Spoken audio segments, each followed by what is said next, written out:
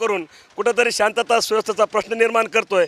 म्हणून माझी प्रशासनाला विनंती आहे की दीपक देशमुखच्या सोबत एखादा पोलीस कर्मचारी ठेवावा, जेणेकरून त्याचं तो काय करतोय त्याच्या प्रत्येक कृतीवर बारीक लक्ष राहील, कारण तोच या ठिकाणी शांतता सुव्यवस्थेचा प्रश्न निर्माण करण्याचा प्रयत्न करतोय। तो विक्षिप्त माणूस आहे, म्हणून प्रशासनाने याची गंभीर दखल घ्यायला पाहिजे। कारण या ठिकाणी त्याचं वागणं जे आहे, मी त्याला लहानपणापासून ओळखतो, मी त्याचा लहानपणापासूनचा मित्र आहे।